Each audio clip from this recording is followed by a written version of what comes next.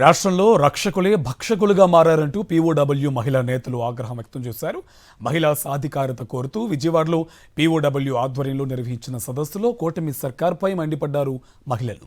Principal సౌమ్యను MLA వేధింపులకు గురిచేస్తే చంద్రబాబు, పవన్ ఎందుకు నోరు మెదపడం లేదని నిలదీశారు. గుంటూరులో మహిళను ఎమ్మెల్యే వేధిస్తే ఎందుకు చర్యలు తీసుకోలేదని ప్రశ్నించారు.